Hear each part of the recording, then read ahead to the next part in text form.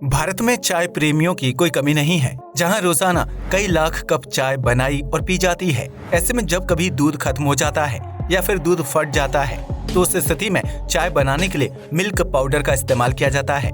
वहीं बच्चों को दूध पिलाने के लिए पाउडर फॉर्म में मिल्क मिलने लगा है, जिसे गर्म पानी में मिक्स करके तैयार किया जाता है। लेकिन क्या आपने कभी सोचा है कि फैक्ट्रियों में मिल्क पाउडर कैसे तैयार किया जाता है और क्या उसमें असली दूध होता है? इन सभी सवालों के जवाब जानने के लिए वीडियो को आखिर तक जरूर देखें। कैसे बनता है मिल्क पाउडर? मिल्क पाउडर तैयार करने के लिए गाय के दूध का इस्तेमाल किया जाता है, जिसे अलग अलग जगहों से इकट्ठा करके ट्रक के जरिए फैक्ट्री तक लाया जाता है। इसके बाद उस दूध की जांच की जाती है और फिर उन्हें पाइप के जरिए बड़े बड़े कंटेनर्स में डाल दिया जाता है, जैसे 4 डिग्री सेल्सियस के तापमान में कुछ घंटों के लिए रख दिया जाता है, ताकि दूध को लंबे समय तक स्टोर करने में आसानी हो। ऐसे में कच्चे दूध में बैक्टीरिया पनपने का खतरा बना रहता है, जिसे दूर करने के लिए दूध को पाश्चराइजेशन की प्रक्रिया से गुजारा जाता है। इस प्रक्रिया के दौरान दूध के तापमान को कभी ठंडा तो कभी गर्म कर दिया जाता है, जिसकी वजह से उसमें मौजूद बैक्टीरिया लगातार तापमान में हो रहे बदलाव की वजह से मर जाते हैं। पाश्चराइजेशन की प्रक्रिया के दौरान दूध को एक बड़ी सी पाइपलाइन से गुजारा जाता है, जिसका तापमान शुरुआत में 76 डिग्री सेल्सियस तक रहता है। ऐसे में 15 सेकंड तक 76 डिग्री सेल्सियस के तापमान से गुजरने के बाद दूध को पाइपलाइन में 4 डिग्री सेल्सियस के तापमान में गुजारा जाता है, जिसकी वजह से उसके तापमान में अचानक से बदलाव आ जाता है और उसमें मौजूद बैक्टीरिया खत्म हो जाते हैं। मिल्क पाउडर बनाने वाली हर फैक्ट्री में यह पाश्चराइजेशन प्रक्रिया पूरी की जाती है, जिसके लिए वहाँ बड़ी बड़ी पाइपलाइन मौजूद होती है। इस प्रक्रिया से गुजरने के बाद दूध के फटने या खराब होने के चांस भी बिल्कुल कम हो जाते हैं, जिसकी वजह से उसे लंबे समय तक स्टोर करना आसान हो जाता है। इसके बाद दूध को होमोजिनाइजेशन की प्रक्रिया के लिए एक बड़े से कंटेनर में शिफ्ट कर दिया जाता है, जिसमें दूध को लगातार तेजी से घुमाया जाता है।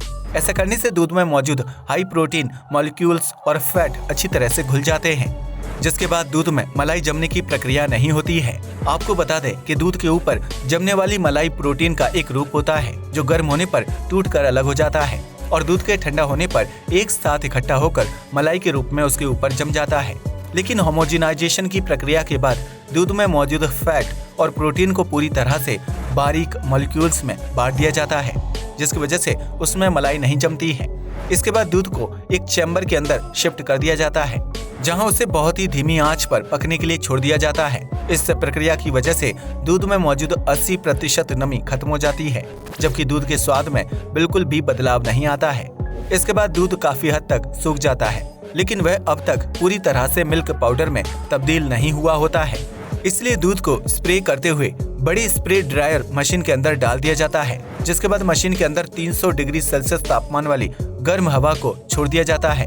इस गर्म हवा की वजह से दूध में मौजूद 20% नमी भी पूरी तरह से सूख जाती है, जिसके बाद दूध पूरी तरह से पाउडर के रूप में बदल जाता है। इस मिल्क पाउडर को एक पाइप के जरिए मशीन के नीचे मौजूद कंटेनर में इकट्ठा कर लिया जाता है, जिसमें किसी प्रकार के केमिकल की मिलावट नहीं की जाती है। इसके बाद मिल्क पाउडर को टेस्टिंग के लिए लैब में भेजा जाता है, जहां उसके रंग और स्वाद की जांच की जाती है।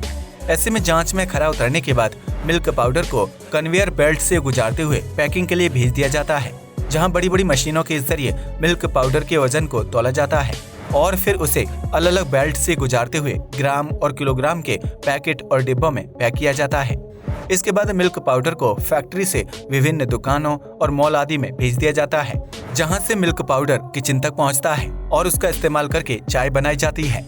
इसी प्रकार बच्चों के लिए बनाए जाने वाले मिल्क पाउडर को तैयार करने के लिए भी सेम प्रक्रिया का पालन किया जाता है, जिसमें पाश्चराइजेशन और होमोजिनाइजेशन प्रक्रिया के बाद दूध पाउडर में विभिन्न प्रकार के विटामिन, मिनरल और अन्य पोषक तत्व मिलाए जाते हैं।